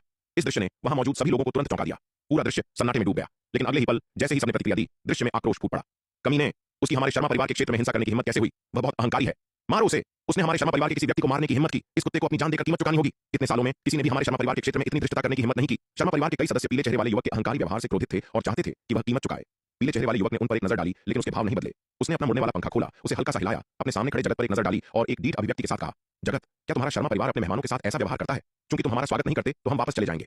जहां तक हमारे जलनाग वंश के साथ तुम्हारे शर्मा परिवार के सहयोग की बात है, तो इसका फिर से उल्लेख न करें। हमारे वापस जाने के बाद हम दुश्मन होंगे। इतना कहकर पीले चेहरे वाले युवक ने एक चाल चली और मेघ नौका की ओर लौटने के लिए मुड़ा। युवराज जलज, कृपया शांत हो जाएं, कृपया शांत हो जाएं। वे नौकर सभ्य थे, कृपया बुरा न माने। यह देखकर जगत ने जल्दी से माफी मांगी। तो क्या इसका मतलब है कि मुझे युवराज को अभी भी उसके लिए भुगतान करना होगा जो पहले हुआ था? पीले चेहरे वाले युवक जलज ने जगत पर एक नजर डाली और एक आधी अधूरी मुस्कान के साथ पूछा। बिल्कुल नहीं, वह छोटा जानवर अहंकारी था और उसने हमारे विशिष्ट अतिथि का अपमान किया। युवराज जलज ने उसे दंडित किया और वह इसका हकदार था। आप युवराज जलज को कैसे दोषी ठहरा सकते हैं? यह सुनकर जगत चापलूसी से मुस्कुराया। उसकी मुद्रा अपने मालिक को खुश करने की कोशिश कर रहे एक पालतू कुत्ते की तरह विनम्र थी। दूसरे एल्डर, आपका इससे क्या मतलब है? इस कमीने ने बिना किसी कारण के मेरे कबीले के भाई को मार डाला और आप अभी भी उससे माफी मांगना चाहते हैं? आपने शर्मा परिवार को पूरी तरह से अपमानित किया है। यह दृश्य देखकर शर्मा परिवार के एक एल्डर ने गुस्से में कहा, यह सही है। हमारा प्रतिष्ठित शर्मा परिवार मानव जाति के 3 प्राचीन कुलों का मुखिया, हम इतने रीढ़विहीन कब से हो गए? हमने ऐसा अपमान कब सहा है? हाँ, हम निश्चित रूप से इस कमीने को आसानी से नहीं जाने दे सकते। उसे रोहन की जान की कीमत चुकानी होगी। यह दृश्य देखकर शर्मा परिवार के कई सदस्य उग्र हो गए और गुस्से से चिल्लाने लगे, चुप रहो, रोहन ने हमारे विशिष्ट अतिथि का अपमान किया और युवराज जलज ने उसे दंडित किया। वह इसका हकदार था। यह देखकर जगत का चेहरा काला पड़ गया और उसकी ठंडी निगाहें सब पर दौड़ गईं। उसने ठंडी आवाज में कहा, अगर तुम में से किसी ने यहां फिर से आवाज करने की हिम्मत की तो मेरा विश्वास करो, मैं तुम सबको मार डालूंगा। अपने ही कबीले के लोगों का सामना करते समय जगत ने अपना व्यवहार पूरी तरह से बदल लिया। पीले चेहरे वाले युवक जलज के प्रति उसके चापलूसी भरे रवैये का कोई नामो निशान नहीं था। जगत के शब्द सुनकर और उससे निकलती हुई ठंडी हत्यारी मंशा को महसूस करके हर कोई गुस्से से भर गया, लेकिन जगत के दबाव में किसी ने भी आवाज निकालने की हिम्मत नहीं की। जगत अपने कबीले के लोगों के साथ अपने व्यवहार में निर्दयता के लिए कुख्यात था। उसका अपमान करने वाले बहुत कम लोगों का अंत अच्छा हुआ था। जब उसने कहा कि वह उन सबको मार डालेगा तो वह मजाक नहीं कर रहा था, वह वास्तव में ऐसा कर सकता था। युवराज जलज ये अज्ञानी नौकर ना समझ है और उन्हें बेहतर नहीं पता, कृपया बुरा न माने। अपने कबीले के लोगों को डराने के बाद जगत एक खिलखिलाती मुस्कान के साथ जलज की ओर मुड़ा। जलज का सामना करते समय वह अपने चापलूस दासवत व्यवहार में वापस आ गया। हम्मा, तुम्हारा रवैया अच्छा है, क्योंकि तुम इतने ईमानदार हो तो यह युवराज अनिच्छा से तुम्हारी माफी स्वीकार कर लेगा। पीले चेहरे वाले युवक जलज ने इस दृश्य पर संतोष के साथ सिर हिला। शर्मा परिवार के एक प्रतिष्ठित दूसरे एल्डर को एक नौकर की तरह अपने सामने झुकते और गिड़गिड़ाते हुए देखना उसे उपलब्धि की भावना से भर देता था। युवराज जलज, दूर से आए विशिष्ट अतिथि, कृपया मेरे साथ शहर में चलें। हमने पहले ही एक स्वागत भोज तैयार कर लिया है और बस आपका इंतजार कर रहे हैं। जगत ने एक खिलखिलाती मुस्कान के साथ जलज और जलनाग वंश के योद्धाओं के समूह का स्वागत किया। जगत के स्वागत के तहत जलनाग वंश के योद्धाओं ने अपनी मेघ नौका को शर्मा परिवार के शहर में उतार दिया। नाव को स्थापित करने के बाद वे जगत और उसके दल के पीछे शर्मा परिवार के मुख्य स्वागत कक्ष में गए। इस बार बातचीत के लिए जलनाग वंश का प्रतिनिधिमंडल काफी बड़ा था। युवराज जलज के अलावा दूसरे एल्डर जलधर सहित 7 दिव्य विकास लोक विशेषज्ञ थे। जलनाग वंश के दूसरे एल्डर के रूप में जलधर के पास अपार शक्ति थी और वह शक्ति सिंधु महाद्वीप पर एक प्रसिद्ध मध्य स्तरीय दिव्य विकास लोक विशेषज्ञ था। जलनाग वंश के दूसरे एल्डर के रूप में जलधर शर्मा परिवार के दूसरे एल्डर जगत की तुलना में काफी मजबूत था। 7 आए दिव्य विकास लोक विशेषज्ञों में 3 मध्य स्तरीय दिव्य विकास लोक विशेषज्ञ थे और शेष 4 प्रारंभिक चरण के दिव्य विकास लोक विशेषज्ञ थे, जो सभी जलनाग वंश के दुर्जय सदस्य थे। स्पष्ट रूप से जलनाग वंश के आने का उद्देश्य शर्मा परिवार को अपनी ताकत दिखाना था। स्वागत कक्ष में शराब के कुछ दौर के बाद जलज ने हॉल के केंद्र में इठलाती हुई सुंदरियों पर एक नजर डाली और कुछ निराशा से कहा, जगत, क्या यह सब वही है जो तुमने इस युवराज को परोसा है? ये तो काफी कंजूसी है। सच में ये सुंदरियां वास्तव में आकर्षक थीं, लेकिन उनका साधना स्तर बहुत कम था। उनमें से सर्वोच्च रैंकिंग वाली केवल एक मध्य स्तरीय आरोहण लोक की योद्धा थी। इतनी कमजोर ताकत बहुत नाजुक थी, थोड़ा सा प्रयास उन्हें आसानी से मार सकता था, जिससे उनका पूरा आनंद लेना असंभव हो जाता। उस जैसे दिव्य विकास लोक विशेषज्ञ के लिए केवल अंतिम या शिखर आरोहण लोक की महिलाएं ही उसके हेर फेर को सहन कर सकती थीं। युवराज जलज, कृपया शांत हो जाएं, मैं आपका मनोरंजन करने के लिए कुछ और बेहतर सुंदरियां लाऊंगा। जलज की बातें सुनकर जगत ने जल्दी से कहा। कुंवर शौर्य, जो उनके साथ शराब पी रहा था, उनकी बातचीत सुनकर उसकी आंखों में एक क्रूर चमक आ गई। दादाजी, हमारे विशिष्ट अतिथि का हमारे शर्मा परिवार में पधारना एक दुर्लभ सम्मान है। हमें उन्हें संतुष्ट करने के लिए वास्तव में कुछ ईमानदारी दिखानी चाहिए। शौर्य ने अचानक मुस्कुराते हुए कहा, मेरे दिमाग में कोई है, अगर मैं उसे यहाँ ला सकूं तो मैं गारंटी देता हूं कि युवराज जलज संतुष्ट होंगे। तुम्हारा क्या मतलब है? शौर्य की बातें सुनकर जगत ने हैरान होकर पूछा। सच में बस इन सुंदरियों को चुनने में ही बहुत मेहनत लगी थी। अगर जलज इन सुंदरियों से संतुष्ट नहीं था तो उसे वास्तव में सिर दर्द हो रहा था। शर्मा परिवार करोड़ों वर्षों के इतिहास वाला एक प्राचीन कुल होने के नाते सदस्यों की एक बड़ी संख्या थी और परिवार के भीतर कई खूबसूरत महिलाएं थीं। हालांकि सुंदरियां जो सुंदर और अत्यधिक कुशल दोनों हों, उन्हें खोजना काफी मुश्किल था। कुछ उच्च साधना स्तर वाली विशेष रूप से आकर्षक नहीं थी और इसके विपरीत। शौर्य की बातें सुनकर जगत को दिलचस्पी हुई। उसका पूरा परिवार की खूबसूरत महिलाओं के बारे में उससे कहीं ज्यादा जानता था। शिखा शर्मा। शौर्य की आंखों में एक तीखी चमक आ गई जब उसने मुस्कुराते हुए कहा, अगर हम शिखा को यहाँ ला सकें तो यह निश्चित रूप से युवराज जलज को संतुष्ट करेगा। क्योंकि वह उसे पा नहीं सकता था, इसलिए वह उसे शिखर शर्मा के लिए छोड़ने के बजाय उसे नष्ट करना पसंद करेगा। वह कुतिया शिखा, क्योंकि वह इतनी कृतज्ञ है तो उसे निर्दयी होने के लिए दोषी न ठहराएं। 1 साल पहले परिवार के मार्शल आर्ट्स अखाड़े में वह शिखर के हथेली के प्रहार से गंभीर रूप से घायल हो गया था, लगभग मौके पर ही मर गया था। तब से शौर्य के मन में शिखा और शिखर के प्रति गहरी नफरत है। अब जब उसे आखिरकार उनसे बदला लेने का मौका मिल गया है तो वह इसे इतनी आसानी से कैसे जाने दे सकता है? वह 1 साल पहले लगी चोट से पूरी तरह से नहीं उबर पाया है। शौर्य, क्या तुम पागल हो? शिखा के पीछे शिखर का हाथ है। क्या तुम 1 साल पहले का सबक भूल गए हो? तुम अभी भी उन्हें उकसाने की हिम्मत करते हो? शौर्य की बातें सुनकर जगत के चेहरे का रंग तुरंत बदल गया और वह टेलीपैथी के जरिए चिल्लाया। 1 साल पहले वह शिखर के हथेली के प्रहार से गंभीर रूप से घायल हो गया था, लगभग मर गया था और वह अभी भी शिखर की छाया से नहीं बच पाया है। उसमें शिखर को फिर से उकसाने की हिम्मत नहीं है। दादाजी, क्या आप उस बात का बदला नहीं लेना चाहते जो 1 साल पहले हुई थी? शौर्य ने पूछा। अपनी आवाज प्रसारित करते हुए उसकी नजर बर्फीली हो गई। आपको उस छोटे जानवर शिखर द्वारा इतने सारे कबीले के सदस्यों के सामने सार्वजनिक रूप से अपमानित किया गया था, जिससे आपकी प्रतिष्ठा गिर गई और यहाँ तक कि आपको मुखिया से चेतावनी भी मिली। यह सब उस कुतिया शिखा और उस छोटे जानवर शिखर के कारण हुआ। क्या आप वास्तव में इसे ऐसे ही जाने देने वाले हैं? इसे जाने देने के अलावा मैं और क्या कर सकता हूं? उस छोटे जानवर शिखर की ताकत उससे कहीं अधिक है, जिसे नाराज करना मैं बर्दाश्त कर सकता हूं। जगत ने जवाब दिया, अपनी आवाज के माध्यम से अभी भी कुछ हद तक हिल गया। 1 साल पहले के उस दृश्य को याद करते हुए उसे अभी भी अपनी रीढ़ में सिहरन महसूस हो रही थी। शिखर की ताकत बहुत अधिक थी। उसे यहाँ तक संदेह था कि अगर शिखर उसे तब मारना चाहता तो वह शायद बच नहीं पाता। दादाजी, आप इतने भ्रमित कैसे हो सकते हैं? मैंने आपको सीधे शिखर का सामना करने के लिए नहीं कहा। अभी क्या किसी और का उपयोग करके गंदा काम करवाने का सही मौका नहीं है? शौर्य ने अपनी आवाज प्रसारित की। इस बार जलनाग वंश ने 3 मध्य स्तरीय दिव्य विकास लोक विशेषज्ञों और जलधर जैसे शीर्ष स्तरीय विशेषज्ञ सहित पूरे 8 दिव्य विकास लोक विशेषज्ञ भेजे हैं। शिखर चाहे कितना भी मजबूत क्यों न हो, क्या वह अकेले इतने सारे दिव्य विकास लोक विशेषज्ञों के खिलाफ लड़ सकता है? जब तक हम जलज को शिखा को अपवित्र करने देते हैं, मुझे विश्वास नहीं है कि वह छोटा जानवर शिखर इसे बर्दाश्त कर सकता है। फिर हमें बस तमाशा देखना है। शौर्य की बातें सुनकर जगत की आंखें चमक उठी। तुम्हारा विचार बुरा नहीं है, लेकिन मुख्य बात यह है कि हम शिखा को यहाँ कैसे लाएं? जगत ने विचार किया। शिखा को शिखर का संरक्षण प्राप्त है, उसे यहाँ लाना आसान नहीं होगा। दादाजी, चिंता मत करो, ये मुझ पर छोड़ दो। शौर्य ने आत्मविश्वास से कहा। शर्मा परिवार का क्षेत्र शशांक की हवेली के गेट पर एक हल्के बैंगनी रंग की पोशाक में एक सुंदर महिला पहुंची। थोड़ी देर तक रुकने के बाद उसने आखिरकार अपने दांत भींचे और गेट की ओर चल पड़ी। नमस्कार मिसेस शिता। उसे देखते ही गेट पर मौजूद पहरेदार तुरंत आगे बढ़े और सम्मानपूर्वक झुकते हुए पूछा, मिसेस शिता, क्या आप मिस शिखा से मिलने आई हैं? हल्के बैंगनी रंग की पोशाक वाली महिला इशिता शर्मा परिवार में शिखा की कुछ करीबी दोस्तों में से एक थी और उनका बहुत अच्छा रिश्ता था। हाँ, मुझे बहन शिखा से कुछ चर्चा करनी है, कृपया मेरे लिए उन्हें सूचित करें भाई। इशिता ने विनम्रतापूर्वक पहरेदार को नमन किया और धीरे से कहा, कृपया एक पल रुकिए मिसेस शिता, मैं अभी जाकर उन्हें सूचित करता हूँ। पहरेदार ने इशिता को वापस नमन किया। इतना कहकर वह मुड़ा और हवेली के अंदर चला गया। थोड़ी देर बाद शिखा बाहर आई। बहन इशिता, आज तुम यहाँ कैसे? दरवाजे के बाहर इशिता को देखकर शिखा बहुत खुश हुई। वह उसके पास गई, उसका हाथ थाम लिया और खुशी से कहा, शर्मा परिवार में उसके बहुत दोस्त नहीं थे और इशिता उसकी सबसे करीबी दोस्तों में से एक थी। बहन शिखा, मुझे आपसे एक मदद चाहिए, क्या आप एक पल के लिए मेरे साथ चल सकती हैं? इशिता ने शिखा की ओर देखा, एक पल के लिए झिझकी और अंत में बोली, बहन शिखा, अगर कोई कठिनाई है तो बस कहो, जब तक ये मेरे वश में है मैं मना नहीं करूंगी। शिखा ने आसानी से कहा, यह बात करने की जगह नहीं है, कृपया मेरे साथ चलें बहन शिखा। इशिता ने चारों ओर देखा और फिर शिखा की ओर मुड़ी। इतना कहकर वह पहले बाहर चली गई। शिखा हैरान थी, सोच रही थी कि इशिता किस बारे में इतनी गुप्त थी और उससे कुछ मांगना चाहती थी। इशिता पर भरोसा करते हुए उसे कुछ भी संदेह नहीं हुआ और वह उसके पीछे पीछे बाहर चली गई। वे तब तक चले जब तक कि वे उसके घर से काफी दूर नहीं हो गए। जब शिखा को कुछ गड़बड़ महसूस होने लगी। बहन इशिता, अगर तुम्हें कुछ कहना है तो क्या तुम बस कह सकती हो, अगर नहीं तो मैं वापस जा रही हूँ, शिखा ने इशिता से कहा। शिखा, मुझे दोषी मत ठहराना, मुझे मजबूर किया गया था। इशिता शिखा की ओर मुड़ी। उसकी आंखों में अपराध बोध और दर्द था। उसने शिखा को आवश्यकता से बाहर धोखा दिया था क्योंकि उस जानवर शौर्य ने उसकी मां को पकड़ लिया था और उसे उसकी जान की धमकी दे रहा था। कोई अन्य विकल्प न होने पर उसे शौर्य के निर्देशों का पालन करना पड़ा और शिखा को उसके घर से बाहर निकालना पड़ा। इशिता की बातें सुनकर शिखा का दिल बैठ गया। उसके भीतर एक अनहोनी का एहसास हुआ। जैसे ही वह भागने के लिए मुड़ी, उसने देखा कि आसपास की इमारतों से कई दिव्य विकास लोक विशेषज्ञ निकल रहे हैं। शशांक के निवास के अंदर साधना कर रहे एक युवक को अचानक अपनी संदेश यंत्र में कंपन महसूस हुआ। उसने इसे निकाला और देखा कि यह शिखा का संदेश था। यह देखकर युवक के माथे पर बल पड़ गए। शिखा अभी अभी निकली थी। वह कुछ कहने के लिए वापस क्यों नहीं आई, इसके बजाय संदेश यंत्र के माध्यम से संदेश क्यों भेजा? युवक की दिव्य चेतना ने यंत्र में प्रवेश किया, उसे जुड़ते हुए। वीरू, मुझे बचाओ! यंत्र से शिखा की घबराई हुई आवाज आई, लेकिन फिर आवाज अचानक बंद हो गई। यह देखकर युवक के चेहरे के भाव काफी बदल गए। वह अचानक खड़ा हो गया, उसकी आकृति चमकी और वह तेजी से निवास छोड़कर शिखा की दिशा की ओर उड़ गया। शिखा के पास उसके द्वारा बनाया गया एक स्थान सूचक ताबीज था। वह इसका उपयोग करके आसानी से उसकी स्थिति का पता लगा सकता था। शर्मा परिवार के मुख्य हॉल में शौर्य शिखा के साथ एक चापलूसी भरी मुस्कान के साथ जलज के पास पहुंचा और कहा, युवराज जलज, इस सुंदरता के बारे में आपका क्या ख्याल है? क्या आप संतुष्ट हैं? जलज ने शौर्य के बगल में खड़ी शिखा पर एक नजर डाली। उसकी आंखों में आश्चर्य की एक झलक दिखाई दी। जल नाग वंश के युवराज के रूप में उसने अनगिनत सुंदरियां देखी थीं, लेकिन शिखा जैसी अद्भुत सुंदरता अत्यंत दुर्लभ थी। इसके अलावा इस सुंदरी की साधना आरोहण लोक के शिखर पर थी, जो उसे और भी असाधारण बनाती थी। बहुत अच्छा शौर्य, तुमने बहुत अच्छा काम किया। अब से मेरा अनुसरण करो और मैं तुम्हारे साथ बुरा व्यवहार नहीं करूंगा। जलज ने संतोष के साथ सिर हिलाया। धन्यवाद युवराज जलज। शौर्य बहुत खुश हुआ और जल्दी से झुककर धन्यवाद दिया। छोटी सुंदरी, जल्दी से मेरी बाहों में आओ, मुझे तुम्हें लाड प्यार करने दो। जलज ने शिखा को घूरते हुए कहा, मुझे परवाह नहीं है कि तुम कौन हो, लेकिन मैं तुम्हें चेतावनी दे रही हूं। बेहतर होगा कि तुम मुझे हाथ न लगाओ, वरना तुम्हारा अंत अच्छा नहीं होगा। शिखा ने गुस्से से कहा, ओहो, इस छोटी सुंदरी का मिजाज काफी तेज है, लेकिन मुझे यह पसंद है। यही तो इसे रोमांचक बनाता है। यह सुनकर जलज मुस्कुराया। मैं देखना चाहूंगा कि अगर मैं तुम्हें छूता हूं तो मुझे क्या बुरे परिणाम भुगतने होंगे। इतना कहकर उसने हाथ बढ़ाया और शिखा को अपनी बाहों में खींच लिया। शिखा को जब उसके आलिंगन में खींचा गया तो वह उग्र हो गई और उसने सख्त संघर्ष करने की कोशिश की, लेकिन दुर्भाग्य से उसकी सभी मेरिडियन सील कर दी गई थी और वह बिल्कुल भी हिल नहीं सकती थी। संघर्ष करना तो दूर की बात थी। तिस्क तिस्क, सुंदर, वास्तव में सुंदर। यह पहली बार है जब मैंने ऐसी सुंदरता देखी है। जलज ने हाथ बढ़ाया और शिखा के गाल को छुआ, उसकी प्रशंसा की। जानवर, मुझे जाने दो। अगर तुमने मुझे छूने की हिम्मत की तो मैं सुनिश्चित करूंगी कि तुम्हारी मौत भयानक हो। शिखा गुस्से में चिल्लाई, हे, तुम जितना ऐसा कहोगी मैं उतना ही उत्साहित होऊंगा। क्यों ना हम सब तुम्हारे उत्तम शरीर को देखें। जलज ने एक कामुक मुस्कान के साथ कहा, मैं अच्छी चीजें कभी अपने तक सीमित नहीं रखता, मैं उन्हें सभी के साथ साझा करता हूं। इतना कहकर जलज ने शिखा के कपड़े उतारने के लिए हाथ बढ़ाया। यह देखकर शिखा घबरा गई। अगर जलज ने वास्तव में उसे सार्वजनिक रूप से नग्न कर दिया तो वह वीरू का सामना कैसे कर सकेगी? वीरू अभी तक उसे बचाने क्यों नहीं आया? जलज का हाथ पहले से ही उसकी बेल्ट तक पहुंचते देख शिखा को निराशा की लहर महसूस हुई। लेकिन तभी मुख्य हॉल के प्रवेश द्वार पर एक जोर का धमाका हुआ और एक आकृति तुरंत हॉल में चमकती हुई जलज के सामने आ गई। वीरू, तुम आखिरकार आ गए, जल्दी करो, मुझे बचाओ। इस आकृति को देखकर शिखा बहुत खुश हुई, जैसे उसने किसी रक्षक को देख लिया हो। युवक ने शिखा पर एक नजर डाली, फिर जलज पर और ठंडे स्वर में कहा, उसे जाने दो। ओहो, ये चींटी कहां से आ गई? क्या तुम पेशाब करके आईने में अपनी शक्ल नहीं देखते? तुम्हारी मुझसे इस तरह बात करने की हिम्मत कैसे हुई? जलज ने अपने सामने खड़े युवक पर एक नजर डाली। यह देखकर कि वह केवल आरोहण लोक के शिखर का एक योद्धा था और तुरंत एक उपहासपूर्ण अभिव्यक्ति के साथ कहा, आरोहण लोक के शिखर की एक मामूली चींटी इतनी साहसी कब से हो गई? कितना दिलचस्प, कितना दिलचस्प। मैं फिर कह रहा हूं, उसे जाने दो और मैं तुम्हारी लाश को साबुत छोड़ दूंगा। युवक ने जलज को घूरा और ठंडे स्वर में कहा, हाँ, तुम मेरी लाश को साबुत छोड़ दोगे? मैंने जरूर गलत सुना होगा। युवक की बात सुनकर जलज ऐसे हंसा जैसे उसने दुनिया का सबसे मजेदार चुटकुला सुना हो। क्या होगा अगर मैं उसे जाने न दूं और इसके बजाय इन सभी लोगों के सामने उसे नग्न कर दूं और फिर तुम्हारे सामने उसका बेरहमी से उल्लंघन करूं? तब तुम मेरा क्या कर लोगे? हंसने के बाद जलज ने युवक को दिलचस्पी से देखा। तुम मौत को दावत दे रहे हो? युवक ने जलज को घूरा, उसकी आवाज बर्फीली थी। हाँ, मैं मौत को दावत दे रहा हूं, तो आओ और मुझे मारो। जलज जोर से हंसा।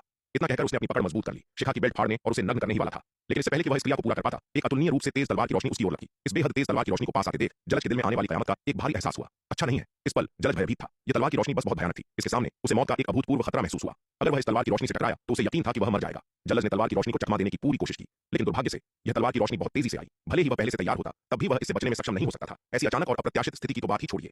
वूश! एक तेज तलवार की रोशनी जलज के शरीर के आर पार हो गई। जलज को अपने अंदर से एक ठंडक दौड़ती महसूस हुई। उसका शरीर अकड़ गया और उसकी चेतना असीम अंधेरे में डूबने लगी। इस पल जलज के दिल में अंतहीन पछतावा और आक्रोश उठ खड़ा हुआ। उसने कभी सोचा भी नहीं था कि आरोहण लोक के शिखर का यह दिखने वाला युवक इतनी भयानक ताकत रखेगा। अगर उसे यह पता होता तो वह इतना लापरवाह नहीं होता और वह निश्चित रूप से ऐसे शीर्ष विशेषज्ञ को इतनी खुलेआम नहीं उकसाता। शौर्य, उस कमीने ने उसे लगभग बर्बाद कर दिया था, लेकिन दुर्भाग्य से इस पल भले ही उसे पछतावा हो, बहुत देर हो चुकी थी। तलवार की रोशनी गुजरने के बाद अगले ही पल जलज का शरीर दो हिस्सों में बंट गया और उसकी मौके पर ही मौत हो गई। शिखा, क्या तुम ठीक हो?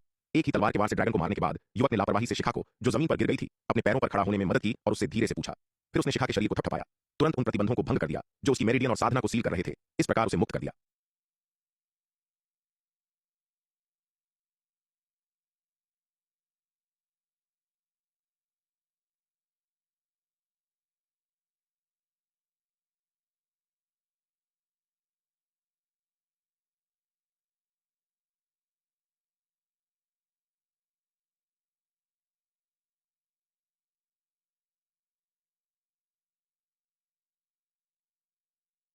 उस नौजवान ने एक ही बार में जलनाग वंश के युवराज को मौत के घाट उतार दिया। फिर उसने बड़ी सहजता से जमीन पर गिरी शिखा शर्मा को सहारा देकर उठाया और बड़े प्यार से पूछा कि वीरू के उसके साथ होने पर कौन उसे धमकी दे सकता था? वीरू की शक्ति के साथ पूरे शक्ति सिंधु महाद्वीप में भी शायद ही कोई ऐसा हो जो उसका मुकाबला कर सके। किसी भी स्थिति में वह मूल रूप से इस जन्मजात आध्यात्मिक द्रव का उपयोग अपने माता पिता और भाइयों की शक्ति को बढ़ाने के लिए करना चाहती थी। शिखा शर्मा द्वारा जन्मजात आध्यात्मिक द्रव की एक बूंद निकालने की क्रिया ने काफी हलचल मचा दी। जैसे ही उसने ऐसा किया, दो आकृतियां उनकी ओर उड़ती हुई आईं।